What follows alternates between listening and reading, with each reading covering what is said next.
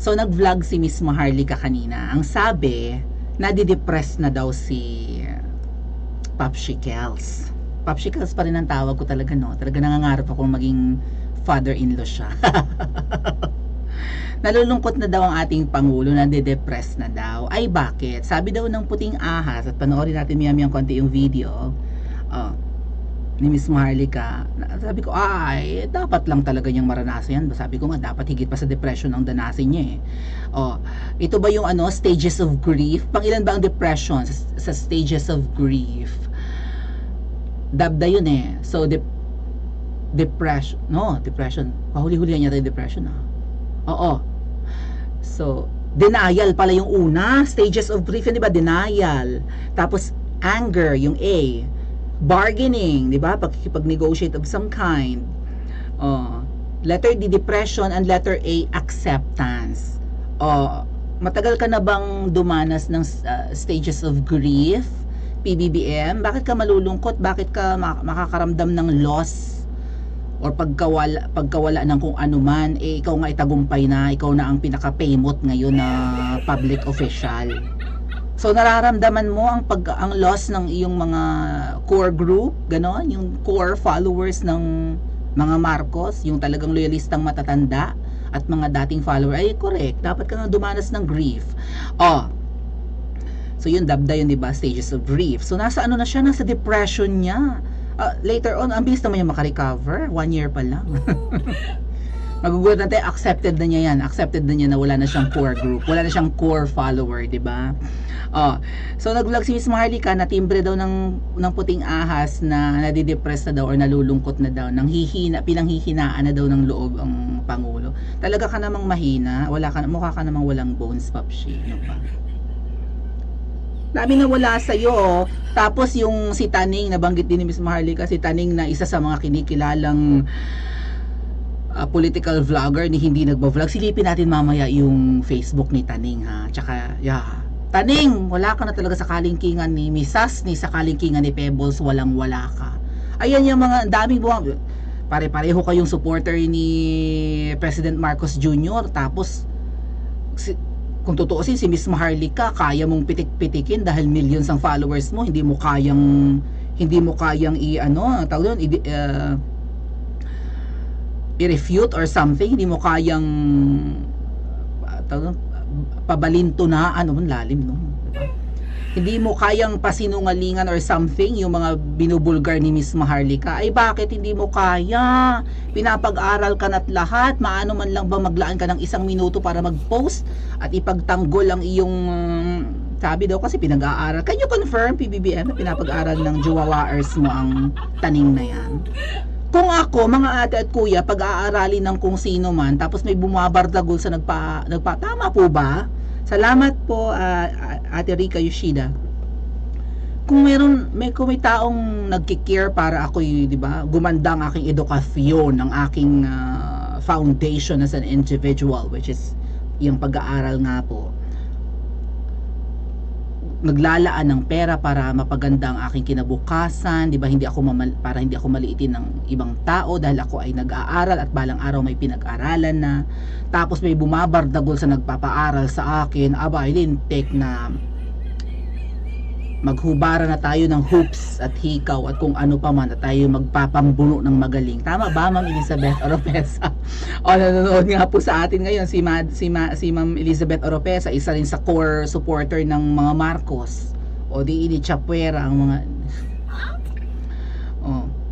tapos yung Taning, hindi ba lang maipagtanggol laban kay Miss Maharlika, kay Miss Sas, kay Talakera, ang mga binabanata nila. Taning, kumusta ka? Wala kang utang na loob. At kahit hindi ka pinag-aaral ng mga yan, ay ikaw ay supporter, tapos ang tahimik mo ngayon, 1 minuto lang na post, kasi nungalingan ang sinasabi ni Bol Jaquera, ganon-ganon. Yung puting ahas niya na yan, mga ano lang yan, invento, thingy-thingy. Konting tanggol na ganon yung 2 million followers mo, for sure maraming magpupuso, magla-like. At, di ba, may kumukontra sa mga sinasabi ngayon, ang tagapagtanggol ni PBBM, sabi nga ni Miss Maharlika, mga dugyots, mga vloggers na parang ang totoo naman, nakasama ko yung iba doon. Ay, share ko lang sa iyo mga ate at kuya, no, SKL. Share ko lang. Shoutout po again, Ma'am Elizabeth Freeman. Hoy, batiin niyo si Ma'am Elizabeth, nanonood kasama ninyo, nagpupuyat para sa atin. Alam niyo ba nung ako ay sumali sa Ensaymada Vloggers na yan, yung mga vloggers ng Malacanang, tuwang-tuwa ang leader niyan. Hoy, aminin mo, anekwa, inflammation. Si inflammation yun, di ba? Yung Hoy, Croissant at Sipaw Titaw. Aminin mo, nanonood ka ba dito? Sumisilip ka ba dito? Hoy, Croissant, Sipaw Titaw. Aminin mo, tuwang-tuwa kayo nung may isang Maui Spencer, at siguro ganun din yung naging happiness nila nung napasali sa kanila si Cookie Rocky, kasi si Cookie Rocky magaling yun sa sa writing.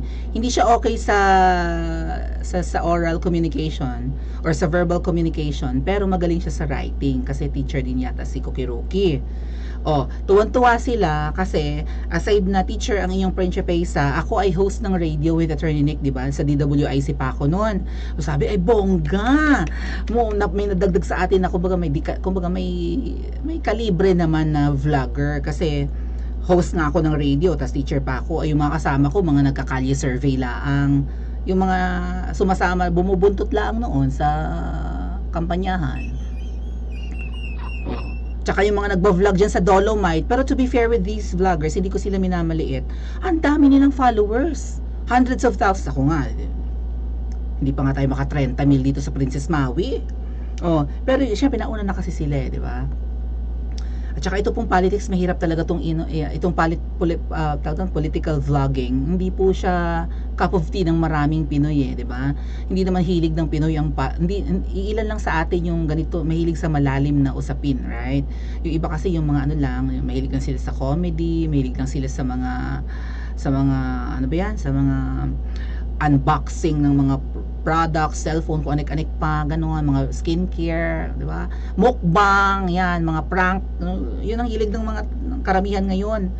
Itong politics kasi malalim na usapan, tapos very polarizing, di ba? Kung hindi ko ka partido or something ang isang viewer, gano'n, kung hindi kami pareho ng sinusuportahan, aayawan ako ng viewer. So, yung mga vloggers na kasama ko, kahit na sila ay mga nagkakalye survey lang or nagba-vlog lang dyan sa Dolomite, ang dami naman nilang followers. Pero syempre, when it comes to, sabihin mo, credibility, caliber, pagdating sa pagbibigay ng opinion, ganon, or something, may edge naman ang inyong Principesa kumpara sa kanila, di ba? So, tuwan-tuwa sila nang napasali ako sa Ensaymada Vloggers noon. Happy sila. Nalungkot sila nung umalis ako. Sekreto akong mini-message ng mga ibang kaya yung ibang Ensaymada Vloggers, mga kaibigan ko pa meron kasi kaming sekretong group chat na hindi kasama yung mga leaders namin, kasi nga nahahalata nila na parang may anomalya talaga. Sabi, Miss Ma, wag mo kami iwan ha, ikaw lang nga lang itong pumupuna-puna, malakas ang loob pumuna daw sa mga leaders namin dyan sa grupo ng mga Ensaymada. Sabi ko, sige, ay hindi ko rin natupad yung pangako ko sa iba pang mga Ensaymada Vloggers, kasi yung iba kasi doon parang hindi naman talaga sila nakikipagretratan sa amin. Pero ngayon parang ang wild na ng mga Ensaymada Vloggers. Kung todo, 'di ba, puro ad hominem nga binabalahura nila si Miss Marlica, ang tawag nila Maharluka, si Miss Sas daw ay lalaki pala, hindi daw totoo ang Pokelia, ad hominem, attacking personal, imbis na makipagsagutan patungkol sa isyong, 'di ba, isyong pinag-uusapan. So ganyan yung caliber ngayon, yung babaeng ipis, 'di ba? Puro mura ang ginagawa, mura, toxic ang kanyang, hindi lang ang kanyang vlog kundi yung kanya ring bahay. So mura ng mura. Yun ang naririnig ng anak, malamang paglaki nun ay pinamahayan na rin ng damonyo ang utak. Dahil puro mura ang naririnig. So eto nga po yung video ni Miss Marlica patungkol sa, 'di ba, nabanggit nga daw ng puting ahas na nadidepress daw ito kasi nga napapanood pala niya yung mga vlogs ni Miss Marlica. Napapanood daw may oras ka manood ng mga vlogs ng critics mo, tapos hindi mo magawa ng paraan na magmura ang bilihin. Gusto ka na lang sa pamimigay ng bigas. Ang laki ng billboard mo doon sa Kabisayaan. Laki ng billboard nito doon. Kasi namudmud to ng bigas. O, next month, mamumudmud ka ba ng bigas ulit? PBBM, nagtatanong lang naman. Dapat, linggo-linggo kang namumudmud. Para ka nangangampanya eh. 5 kilong bigas. Or hanggang 20 kilo na bigas. Kailan yun? Isang buwan?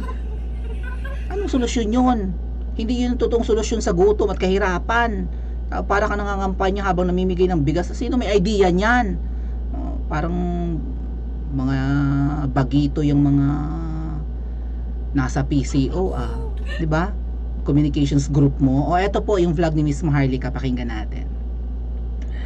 Alrighty. So, ang dami kasi sinungalingan ni Kuting sa atin. Okay? Ngayon nanghihina siya, namimiss na yung natin, yung mga sigaw na BBM. Yung pinagkakaguluhan siya ng tao. Yung kamaliwan natin, nabudol tayong lahat.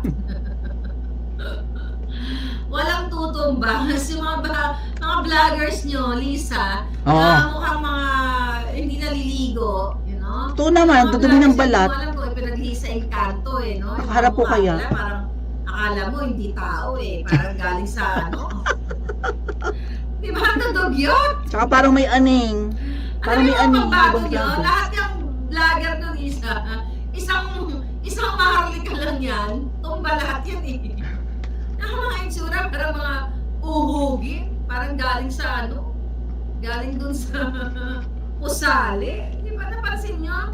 Hindi mga dapa-dapa yung dilapidated yung mga dilapidated. Ay, mga DDS ang gaganda. Di ba? Kay Crisette pala, italbog na sila. Ano yun, Lisa? Nakita ninyo? Akala nyo kasi, ang isang Maharlika, okay? Si Canunies, yes, Malaga. Akala nyo kasi, ang isang Maharlika na sumuporta sa inyo na ni 5, walang hinihisan nyo, or any monetary or any favors for myself. Akala nyo hindi magsasalta sa pambubudol ninyo. Ngayon, na-miss nyo kami? Takinan nyo. Pebbles, na-miss nyo sumalikod yung support namin? Maharlika, Miss Sas. Yan si Sas. Si baby girl, supporter. Marami kami. Hindi yun na-anticipate yung aming bangis. True. Kaya pagsamasamahin nyo yung mga vloggers yung bayaran, na mukhang ipinaglihi sa mga sa kamyas ng loob. Diba? Napansin nyo? Yung mga tagapagtanggol nila. Dudumi pa ng balat. Dugyot vloggers nga. Dugyot vloggers. Ng painter Ay, mga mukha nila. Maganda pa yung wait ng kaldero ni mga giatay. Lisa? Tapos yung isa mong bayaran dyan na nakiusap sa akin, may saltik pa. Sino? Si Taning? Si Taning? Bangag, sabi ni Sino nakiusap? Net Fashion Arcade. Tahimik si RJ. Ayan, yung si Taning Pinoy. Yan, parang ni Lisa sa London. Diyan pa lang. Diyan pa lang. Kitang-kita na ng taong bayan na nilapastangan nyo ang pera ng Pilipino. Pera namin. Ay, may commercial ating. Sandali. So, right? Sabi ko nga sa inyo kanina, hindi man lang maipagtanggol ni Taning si PBBM, ay inaatake na nga ni Miss Maharlika. Tapos ngayon, nanghihina ko kasi yung loyalist na si Maharlika, wala na. Yan ang napala ninyo. Diba? No turning back. Susuporta pa ba kami? Sa mga katulad yung mga bubudol? Totoo. Sabi ni... Okay. So, marami kasi silang tinalikuran, initsapwera, di ba? Maraming nag-volunteer. Overwhelming nga talagang feeling celebrity si PBBM nung kampanyahan, 'di ba? Nahahablot na yung kamay, kahit saan pumunta dagsa ang tao, parang mga langgam sa dami. PBBM, hindi ka talaga empath. PBBM, tingin ko ang ating Pangulo ngayon, hindi siya yung parang noy-noy nga mga ate at kuya. Hindi niya alam ang empathy. PBBM, ako experience ko sa pangangampanya sa iyo kasi di ba sumasama ako sa mga meeting de avance niya sa caravan ganyan. Naarawan kami. Okay? Nauulanan. Gigising ng madaling araw, makasabay lang sa motorcade mo or sa caravan mo. As in, alas 3 kumigising. Minsan wala nang tulog. Kanya-kanya ng bitbit ng campaign paraphernalia, poster, kanya-kanyang ambagan, makapagpa-imprenta ng t-shirts, ganyan. 'Di ba? Dadating ng maaga doon sa meeting de avance, tanghaling tapat, ang init-init, magsisimula yung program paggabi na like 6 or 7. Inaaliw muna kami ng mga banda like AGs, mga performer, ganyan, kung sino yung kasamang banda. Sa kagustuhan namin na nandun kami sa front ng stage habang makikinig ng inyong mga campaign speech, maaga kaming dumadating doon. Kasama nyo na nga kami ng madaling araw eh. So, gutom, pagod, nagagastosan, 'di ba? Ganun 'yun eh. Daming sakripisyo. May mga hinihimatay nga eh. Kung makikita niyo yung iba nakaupo na lang sa gilid. Syempre, kapag kaganyan na nasa isang open field, gaganapin yung wala namang upuan 'yan eh. Grabe, edi napakaraming monoblock chair ang ilalagay doon, mapaupo lang yung mga nanonood ng meeting de avance, parang langgam sa dami. Wala pang ang tamang crowd control doon eh. Like, dapat may mga lubid, rope, or something na haharang. Kapag may nagbiro ng bomba doon, masastampede ka. Nakatayo ang lahat, mga ate at kuya. So, yung iba doon, syempre, nagdala ng kanilang sariling sasakyan, nagpaggasolina, di ba? Ano pa pinagagawa? Nagganda traffic. Grabe ang effort ng tao dahil nga nasimula ni PRRD na-excite ang mga Pilipino na pwede palang ganito kagaling ang isang presidente, PRRD. And here comes there came PBBM na nangangakong itutuloy ang simula ni PRRD. May sariling diskarte ngayon ang administrasyong Marcos pagdating sa war on drugs. Kaya naman namin manghuli ng bilyon-bilyong halaga ng droga na walang namamatay. Successful ang aming kampanya laban sa droga. Ang mga pautot ng administrasyon mo ngayon, Papshi, parang wala, pautot ng elite, 'di ba? Hindi mo ramdam ang masa. So, failure ka, 1 year pa lang, and pinagbigyan ka na namin eh, sabi ng mga Ensaymada vloggers, wala pa namang isang taon, binabatikos nyo na, masyado kayong demanding. Alangan. 'Di ba, sagrado ang boto namin, ayan Katulad sa pagbotong yan, maaga akong gumising, pumila rin ako, ganyan-ganyan. Pinagkatago-tago ko yung pagkukulay ko at pagsusulat. Actually, kanina, parang traditional voting yung hihuhulog sa balota na, papel. Pinagkatago-tago ko, wag lang makita ng, di ba, ng ibang mga botante at ng mga poll watchers, kung sino man sila. Mga tao sa loob ng polling precinct. Pinagkatago-tago ko yan, kino-cover ko kung sino yung isusulat kong pangalan doon ng iboboto ko. 'Di ba, nagsasakripisyo ang lahat, pantay-pantay during elections, mayaman, mahirap, pipila ka, boboto ka, magsi-shade ka. Ang boto ng mayaman ay equivalent sa boto ng mahirap, isa lang ang boto mo. Pantay-pantay tayo, ganun kasagrado ang boto natin, 'di ba, walang pasok sa trabaho, 'di ba, like papayagan kang umabsent or something. Tapos ngayon, ang sakripisyo namin, yung hopes namin na, 'di ba, magtutuloy-tuloy yung trajectory ng ganda ng public service ni PRRD kahit na nagkaroon ng aberya nung pandemic. Binigo mo? Ay, mawawalan ka talaga ng core group. Hindi lang core group ang mawawala sa iyo. 31 million, baka mahigit pa. Tatabangan sa iyo. Kasi hindi mo na surpass, hindi namin nararamdaman yung galing mo bilang pangulo. Hindi ka rin mahagilap. Tapos ngayon nagdadrama ka na nadidepress ka or something, nalulungkot ka dahil dapat kalabitin mo si Taning kung pinapag-aral mo 'yan. I-defend ka. Ay, ang mga tagapagtanggol mong Ensaymada, ang dudugyot nga naman. Kasama ko yung mga Ensaymada noong nakaraan, dudumi ng balat. Parang hindi naliligo, parang hindi naghihilod, parang hindi nagsascrub. I mean, 'di ba? I-disregard natin yung panlalait sa physical appearance, pero pag nag-vlog, Diyos ko po, kahit kayong vlogger na kiss ass din sa inyo na nag-aaral ng law, nag-argumentum ad hominem rin. Wala nga binatbat kay Miss Sass. Kaya, at saka, PBBM, sabihin ko lang sa'yo, kung totoo yung allegations na itong mga dugyot vloggers na ito, itong mga ensaymada vloggers ay mga nakakatikim lang ng pagpapala. You know, kapag ang kaibigan mo ay may napapala lang sa'yo, di ba ganun yun? Kiss ass lang sa'yo dahil nagbe-benefit sa'yo. In times of trouble, iwasan ka niyan. Pag wala ka nang naibigay, ilalaglag ka niyan. Hindi totoong kaibigan yung ganyan eh. Yung hindi through thick and thin. Agree ba kayo mga ate at kuya?